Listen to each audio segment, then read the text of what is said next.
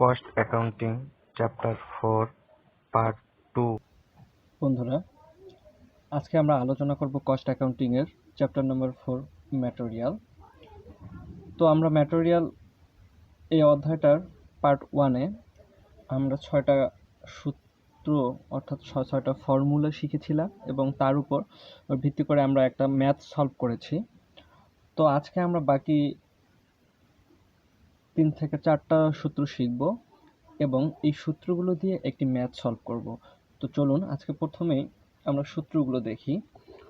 তো আমরা 7 নম্বর যে সূত্রটা আমরা শিখবো সেটা হচ্ছে মিনিমাম লেভেল। তো মিনিমাম লেভেলটা হচ্ছে কি? মিনিমাম লেভেলটা হচ্ছে যে মজুদের সীমা, মজুদের সর্বনিম্ন সীমা।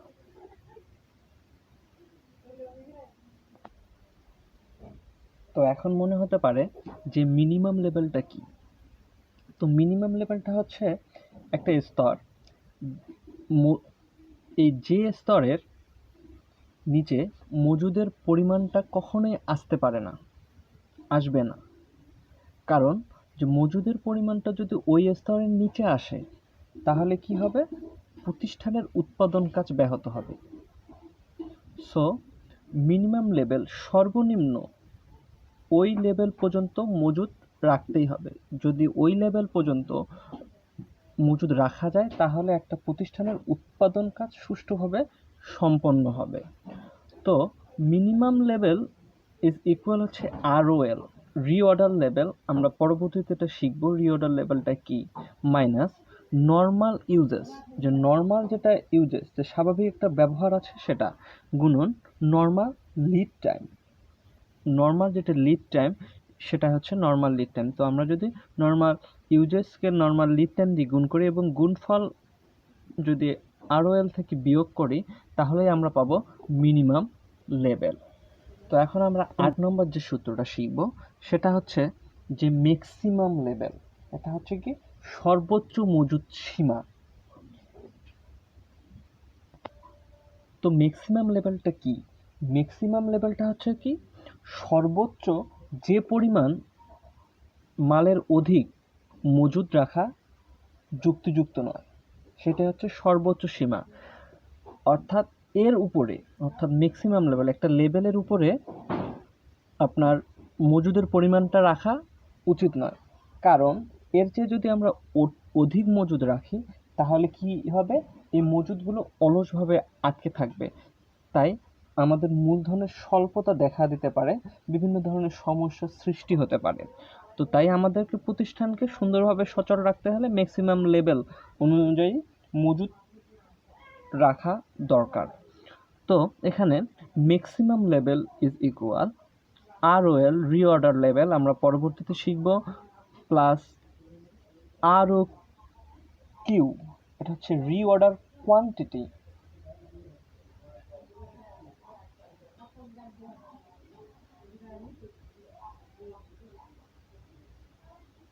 Minus minimum uses. মিনিমাম যেটা ইউজেস, ন্যূনতম ব্যবহারকে আমরা যদি ম্যাক্সিমাম লিড টাইম দিয়ে আমরা ন্যূনতম সরবরাহ সময় যদি আমরা গুণ করি, অর্থাৎ ROL plus ROQ, reorder quantity, এটা দুটো যোগ করব এবং এই যোগফলকে যদি আমরা মিনিমাম ইউজেস গুণন ম্যাক্সিমাম লিড টাইম এদের গুণফল দ্বারা বিয়োগ করি তাহলে আমরা পাবো ম্যাক্সিমাম লেভেল। তো এখন আমরা যেটা শিখবো সেটা হচ্ছে রিঅর্ডার লেভেল, ROL হচ্ছে পূর্ণ ফরমায়েশ মাত্রা।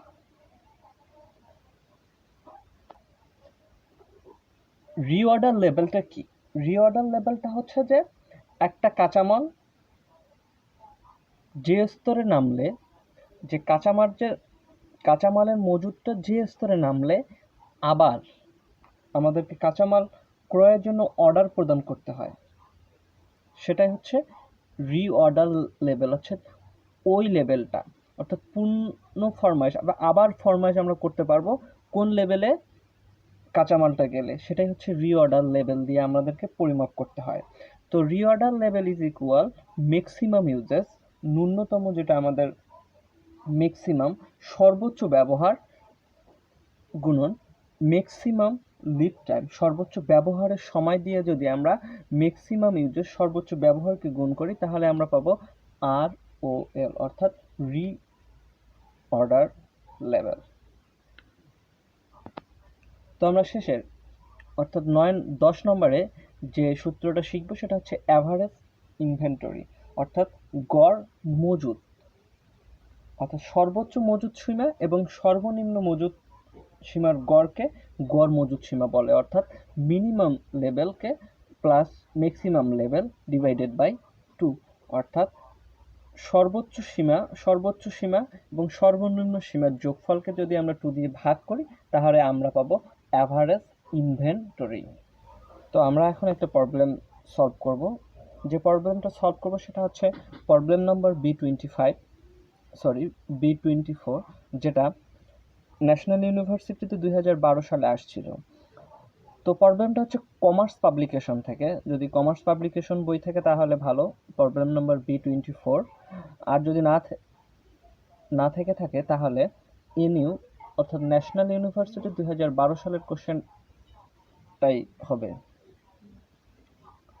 এখন আমরা প্রথমেই অঙ্কটা একবার পড়ে নেব। তো আমরা যে প্রবলেমটা সলভ করব সেটা হচ্ছে প্রবলেম নাম্বার B24। তো অঙ্কটাতে আমাদেরকে কি বলেছে,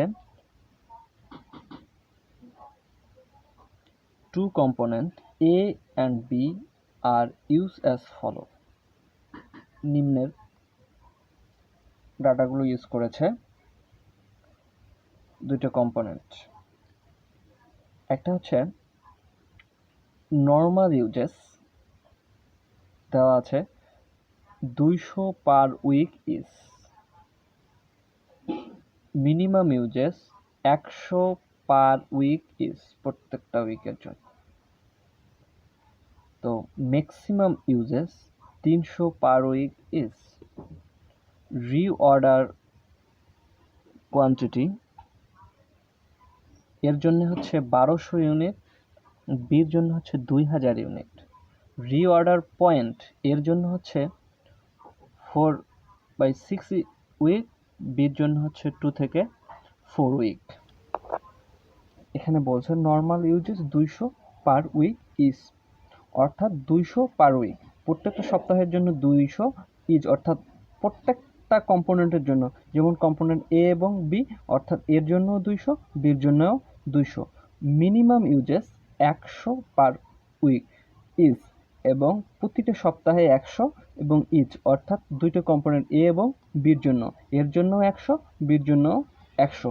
3 নম্বর এখানে বললো যে maximum uses 300 per week is, অর্থাৎ প্রত্যেকটার জন্য, প্রত্যেকটা কম্পোনেন্টের জন্য, অর্থাৎ এ এবং বি দুটার জন্যই 300 টাকা পার উইক। রিঅর্ডার কোয়ান্টিটি এর জন্য হচ্ছে 1200 ইউনিট এবং বির জন্য হচ্ছে 2000 ইউনিট। রিঅর্ডার পিরিয়ডটা হচ্ছে যে এর জন্য 4 থেকে 6 উইক এবং বির জন্য হচ্ছে 2 থেকে 4 আমাদের এখানে ক্যালকুলেশন করতে বলছে, ক্যালকুলেট ফর ইচ কম্পোনেন্ট, প্রত্যেকটা কম্পোনেন্টের জন্য রিঅর্ডার লেভেলটা আমাদেরকে বের করতে বলছে, যে পূর্ণ ফরমায়েশের যে লেভেলটা ওটা বলতে বলছে যে মিনিমাম লেভেল, সর্বনিম্ন লেভেলটা বলছে ম্যাক্সিমাম লেভেলটা আমাদেরকে বের করতে বলছে, সর্বোচ্চ লেভেল, সর্বোচ্চ মজুদ সীমা। তো হচ্ছে অ্যাভারেজ স্টক লেভেল, অর্থাৎ গড় মজুদটা আমাদেরকে বের করতে বলছে। তো আমরা এখন এই অঙ্কটা সলভ করব সময়টা। তো আমরা যেহেতু এটা জানি তাহলে আমরা সূত্রতে লিখলাম ম্যাক্সিমাম ইউজেস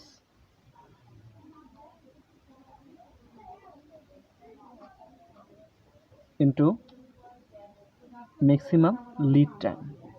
তো আমরা অঙ্কটার দিকে লক্ষ্য করলে আমরা দেখতে পাবো হেয়ারে, তো এখানে ম্যাক্সিমাম ইউজেস অর্থাৎ ম্যাক্সিমাম লিড টাইম। তো আপনারা যদি অঙ্কের দিকে লক্ষ্য করেন, ম্যাক্সিমাম লিড টাইম। তো আমরা দেখতে পাবো ম্যাক্সিমাম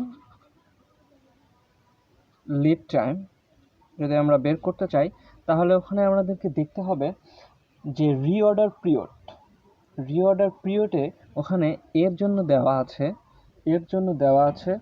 4:6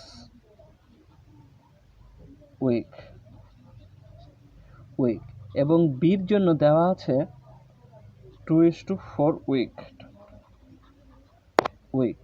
তো আপনারা যদি লক্ষ্য করেন বলছে যে ম্যাক্সিমাম লিড টাইম, তো আমাদেরকে বলতে ম্যাক্সিমাম লিড টাইম সর্বোচ্চ লিড টাইম এর জন্য হচ্ছে 6 এবং বি এর জন্য হচ্ছে 4। তো আমাদের ম্যাক্সিমাম লিড টাইম হচ্ছে 6 এবং বি এর জন্য হচ্ছে 4। তো আমরা সেটাই লিখব যে ফর এর জন্য ROL অর্থাৎ রিঅর্ডার লেভেল এর জন্য হচ্ছে ম্যাক্সিমাম ইউজেস হচ্ছে 300। আমরা ম্যাক্সিমাম ইউজেস পেয়েছিলাম 300, তার সাথে 6 অর্থাৎ এর জন্য 6 যেহেতু ম্যাক্সিমাম লিড টাইম এটা, তাহলে আমরা যদি 6 দিয়ে গুণ করি তাহলে আমরা পেয়ে যাচ্ছি 1800 ইউনিট। ফর বি, তো আমাদের এই ইউনিটটা গেলে আমাদেরকে কি করতে হবে, এর ফরমাইশ প্রদান করতে হবে আবার। তো বিটা বলছে যে ম্যাক্সিমাম ইউজেস আমাদের, তো ওটাই ঠিক থাকবে 300 এবং ম্যাক্সিমাম লিড টাইম হচ্ছে 4 উইক, অর্থাৎ এখানে 4 যদি আমরা দিই এখানে 1200 ইউনিট। তো আরও এর হচ্ছে এর জন্য 1800 ইউনিট, বির জন্য হচ্ছে 1200 ইউনিট। 2 নম্বর রিকোয়ার্ডে আমাদের কাছে চেয়েছে যে মিনিমাম লেভেল। তো মিনিমাম লেভেল হচ্ছে সর্বনিম্ন মজুদের পরিমাণটা। তো আমরা জানি minimum level is equal to ROL reorder level minus normal uses গুণন নর্মাল লিড টাইম। তো আমরা যদি অঙ্কটার দিকে লক্ষ্য করি তাহলে আমরা দেখতে পারবো, তো ফার্স্ট আমরা সূত্রটি লিখব যে minimum level is equal ROL minus normal uses গুণন নর্মাল লিড টাইম। তো ROL রিঅর্ডার লেভেল আমরা রিকোয়ার্ড 1 থেকে পেয়েছি, এর জন্য 1800 ইউনিট আর বির জন্য আমরা পেয়েছি 1200 ইউনিট। তো এখানে আমাদেরকে আরেকটা জিনিস লাগবে, সেটা হচ্ছে নর্মাল ইউজেস। তো আমরা যদি অঙ্কটার দিকে লক্ষ্য করি তাহলে আমরা দেখব প্রথমেই নর্মাল ইউজেসটা দেওয়া আছে। নর্মাল ইউজেস যেটা দেওয়া আছে সেটা হচ্ছে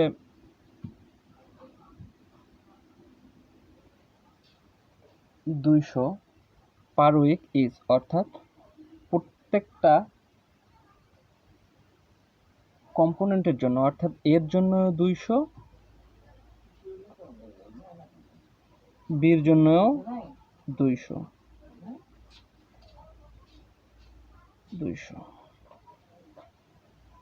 তো আমরা নর্মাল ইউজেস পেয়ে গেলাম, এর জন্য 200, বির জন্য 200। তো আমাদের এখন লাগবে যে নর্মাল লিড টাইম। তো আমরা নর্মাল লিড টাইমটা বের করব। নর্মাল লিড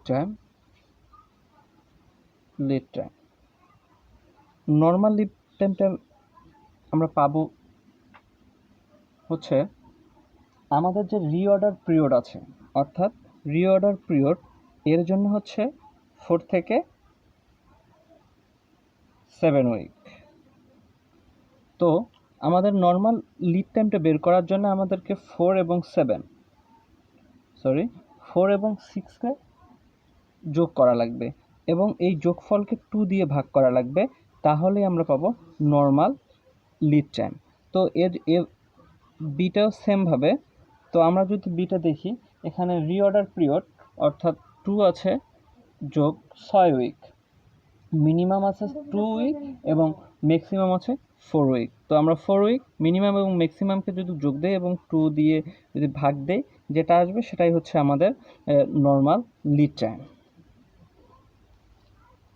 তো এখন আমরা অঙ্কটি করব, সেটা হচ্ছে for a minimum level, for এর জন্য হচ্ছে ROL যেটা আমরা রিকোয়ার্ড 1 থেকে পেয়েছি, ROL এর জন্য হচ্ছে 1800, এর জন্য 1800, বির জন্য হচ্ছে 1200। তো নর্মাল ইউজেস আমরা পেয়েছি 200, এ এবং বি দুটার জন্যই 200 করে।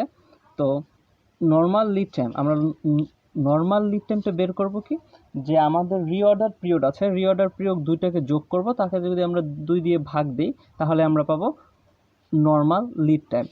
তো আমরা যদি এখন এগুলোকে ক্যালকুলেশন করি, ফর এর জন্য মিনিমাম লেভেলটা হচ্ছে 800 ইউনিট এবং বির জন্য মিনিমাম লেভেলটা হচ্ছে 600 ইউনিট।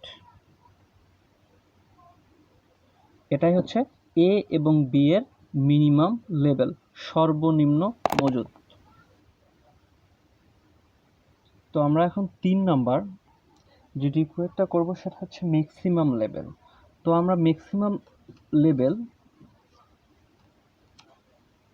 এর সূত্রটা আমরা শিখেছিলাম, যেটা হচ্ছে maximum level is equal to ROL plus ROQ minus minimum uses S গুণন ইন্টু ম্যাক্সিমাম লিড টাইম। তো আমরা সূত্রটা এখন লিখব।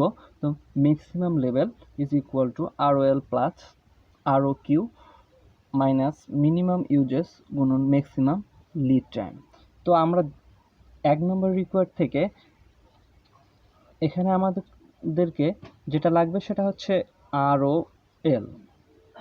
তো আর একটা লাগবে আমাদেরকে ROQ, দুইটা লাগবে। এখানে আছে মিনিমাম ইউজেস, তো আমাদেরকে মিনিমাম যে ইউজেসটা আছে সেটা আমাদেরকে এখানে লাগবে। তো আর একটা লাগবে যে maximum lead time, MAX, maximum lead time. তো আমাদের এখানে 4টা জিনিস লাগবে, সেটা হচ্ছে ROL। তো আমরা ROL রিকোয়ার্ড 1 থেকে পেয়েছিলাম 1800 এর জন্য এবং 1200 হচ্ছে বির জন্য।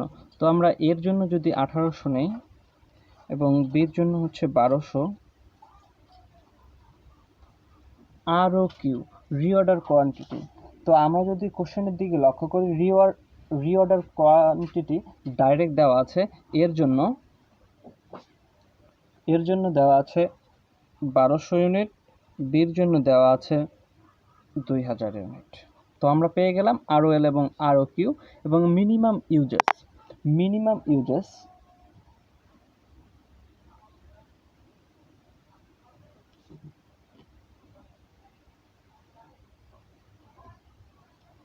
তো আমরা যদি অঙ্কটার দিকে লক্ষ্য করি, 2 নম্বরে বলছে যে মিনিমাম ইউজেস হচ্ছে 100 পার উইক, প্রত্যেকটা উইকের জন্য প্রত্যেকটা কম্পোনেন্টের জন্য 100 করে।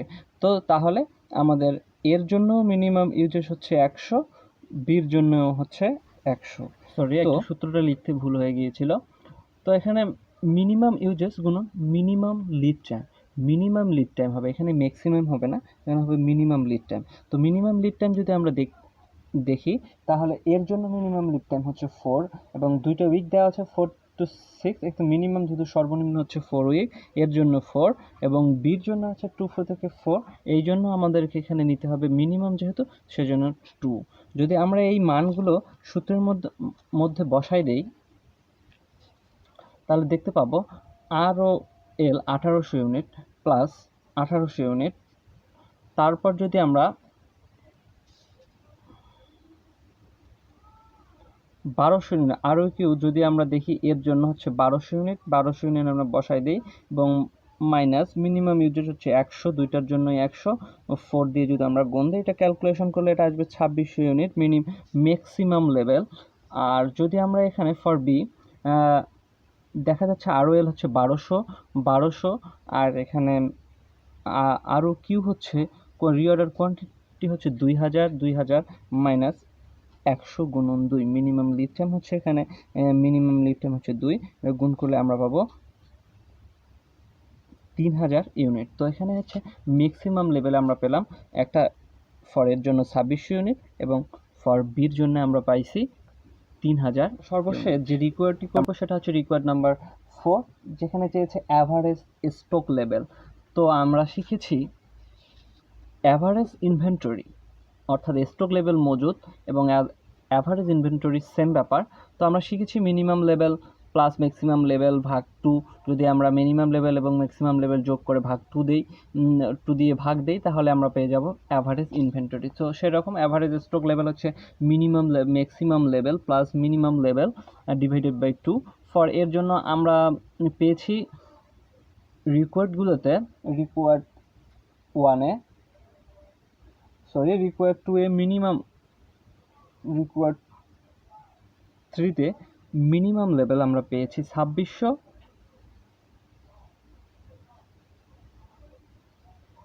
রিকোয়ার্ড এ তে আমরা ম্যাক্সিমাম পেয়েছি 2600 এবং মিনিমাম পেয়েছি, এবং ডিভাইডেড বাই 2 সমান 1700 ইউনিট হচ্ছে অ্যাভারেজ স্টক লেভেল ফর এর জন্য। এবং ফর বির জন্য আমরা ম্যাক্সিমাম পেয়েছি 3000 এবং মিনিমাম পেয়েছি 6000। আপনারা যদি লক্ষ্য করেন রিকোয়ার্ড 2 এবং 3-এ, তাহলে এগুলো একটা হচ্ছে ম্যাক্সিমাম হচ্ছে 3000 এবং মিনিমাম হচ্ছে 600, ডিভাইডেড বাই 2 ভাগ করলে আমরা পাবো 1800। তাহলে আমাদের অ্যাভারেজ স্টক লেভেল হচ্ছে ফর এর জন্য 1700 ইউনিট এবং বির জন্য 1800 ইউনিট। তো আমরা কমার্স পাবলিকেশন বই থেকে প্রবলেম B24, যেটা 2012 সালে এনইউতে আসছিল, সেই অঙ্কটা এখন সলভ করলাম। তো আশা করি অবশ্যই আরেকবার পেরেছেন। এই প্রবলেমটি বাসায় করবেন এবং বাসায় আপনারা আরেকটি অঙ্ক করার চেষ্টা করবেন, সেটা হচ্ছে